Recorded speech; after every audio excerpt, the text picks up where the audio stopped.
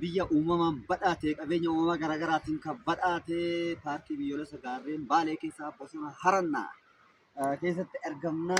Amma kan jirru laga maal jedhama yaasiroo? Laga Gussaa jedhama. Laga Gussaa. Laga Gussaa jedhanii Baalee qabeenya uumamaa garaagaraatiin badhaatu ta'uu isaa kun ragaa mul'isiiftuudha. Kanumaaf egaa kottuun laallaa lafa seenaa Baalee ajaa'ibaa namni ishee ilaale horteen kuushii madda walaa guutumee yaa rabbi yaada isaanii guutu tajennuuf jechuudha. Akkuma beekamu guyyaan har'aa guyyaa kabajaa ayyaana turizimii sadarkaa addunyaatti akka addunyaatti jechuudha kan kabajamu godina Baalee aanaa Gobbaa paarkii biyyoolessa gaarreen Baalee keessaa ganda riraa irratti kabajuu irratti argamna. Kanaafuu viidiyoo kanallee yuutuubii Harannaa tiibii irratti ilaaluu daawwachuu ni dandeettu. Harannaa tiibiin gaa Harannaa Forest irraa kan mogga'e yoo ta'u qabeenya uumamaa Baaleen qabdu adda addaa isarratti waan gadi isinii dhiifnuuf subscribe, like, share gochuudhaan maatii keenya ta'an dhaamsa keenya ulfaadhaa galatoomaa horaa bulaa deebana.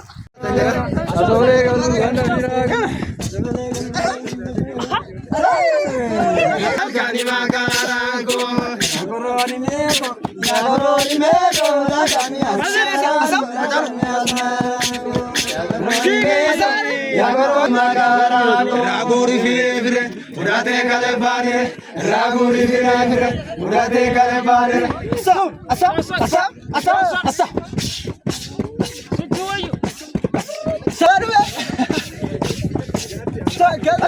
Bakamale na jabange, bakame sisinine. Yataline, indala ko yataline, yataline.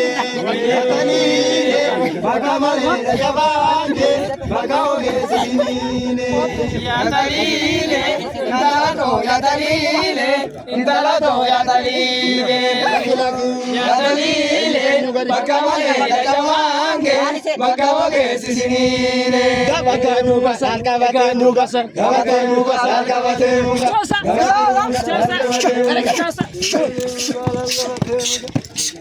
Siti wai.